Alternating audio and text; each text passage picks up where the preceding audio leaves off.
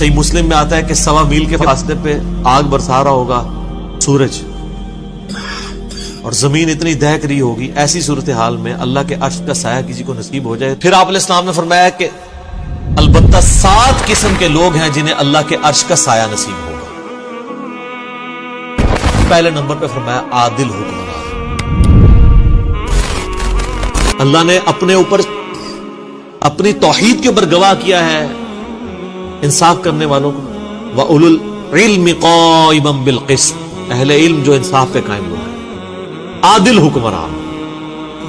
چلیں ہم تو اس کیٹیگری میں حکمرانی والے معاملے میں نہیں، لیکن اس کی آپ کورالریز بنائیں گے کہ آپ اگر کسی ایک علاقے کے اوپر آپ کی چھوٹی سی حکمرانی ہے، کونسلر ہے یا MN ہے، تو آپ اپنے اس کے اوپر اگر عدل کرنے والے ہیں. البتہ جج جو ہے نا وہ اس کو پریکٹس کر سکتا ہے کہ وہ انصاف کرے تو قیامت الدین اللہ کے عرش کا سایہ حاصل کر لے. دوسرا فرمایا کہ وہ شخص جس نے جوانی میں عبادت کر لی، توبہ کی روش اختیار کر لی. در جوانی توبہ کردن شیوہ پیغمبری. بڑھاپے میں تو شیر بھی شکار کرنا چھوڑ دیتا ہے، وہ لوگوں کا بچا ہوا شکار کرتا ہے. جوانی کے اندر عبادت کرنا یہ مشکل کام ہے، کیونکہ ماں کہتی ہے میں دودھ نہیں بخشاں گی، باپ کہتا ہے کہ تو جوانی کی روک لا لے، داڑھی رکھ لے، کہتے ہیں روک لگا لی ہے. کوئی عورت پردہ شروع کر دے تو اس کو ڈرایا جاتا ہے کہ تجھے رشتہ نہیں ملے گا. اچھا کیا دنیا میں اس طرح تو گزارا کرے گی؟ جوانی میں جو روش اختیار کرے توبہ.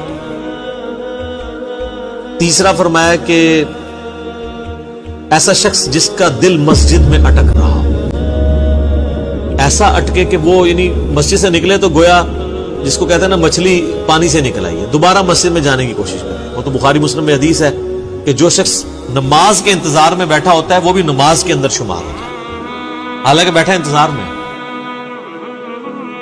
تو مسجد میں جس کا دل اٹک رہا ہو تو اس کو بھی اللہ کے عرش کا سایہ نصیب ہو انشاءاللہ. چوتھا وہ شخص جو اکیلے میں بیٹھ کے اللہ کو یاد کرے اور اس کی آنکھوں سے آنسو نکلے، اللہ کے خوف کی وجہ سے، اس کی محبت کی وجہ سے. کسی کے سامنے نہیں. کسی کے سامنے تو ماشاءاللہ آپ دیکھ رہے ہیں کئی علماء ٹی وی پہ آ کے رو رو کے دعائیں کرواتے ہیں. تو اللہ نہ کرے کہ کبھی ایسی نوعیت آئے کہ ہمیں کسی کے سامنے اس طرح رونا پڑے.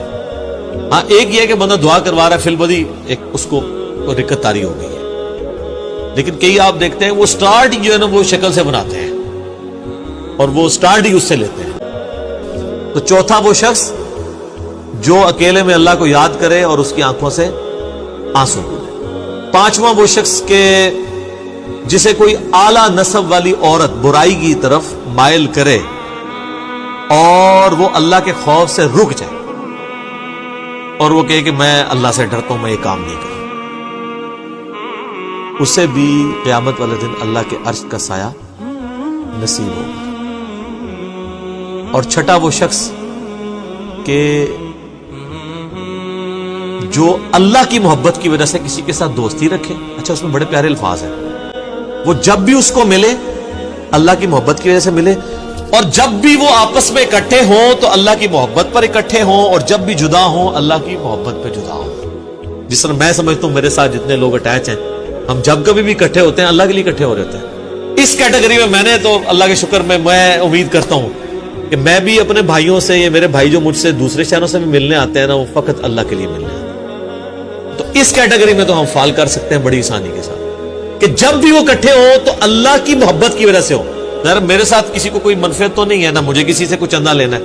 میرے ساتھ جو لوگ بھی آتے ہیں وہ اس لیے آتے ہیں کہ اللہ کی وجہ سے وہ محبت رکھتے ہیں. تو یہ کیٹیگری آسان ہے جی. انشاءاللہ ہم بھی اپنا ایک کیٹیگری میں ہم فال کر سکتے ہیں بڑی آسانی کے. اس کے علاوہ بھی کر سکتے ہیں محنت کرنے سے.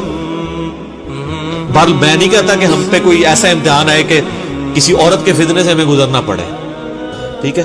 اس کے بغیر ہی جو ہے نا وہ ہم اللہ تعالیٰ اس بغیر حساب و کتاب کی جنت میں داخلہ عطا فرمائے، 70,000 لوگوں میں شامل فرمائے.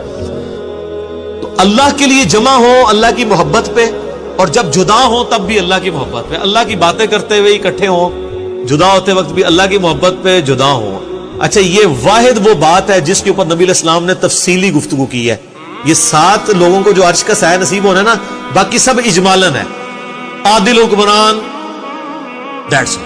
اس کی کوئی آگے تفصیلات نہیں بیان کی.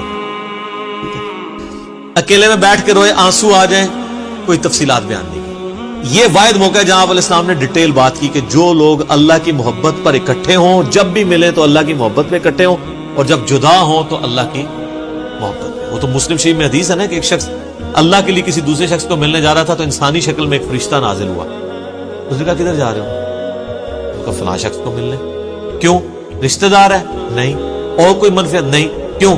اللہ کے لیے، میں صرف اللہ کے لیے اس سے محبت کرتا ہوں۔ تو فرشتہ کہنے لگا مجھے اللہ نے بھیجا ہے کہ اس کو جا کے خوشخبری تمہیں سنا دوں کہ اللہ بھی تم سے محبت کرتا۔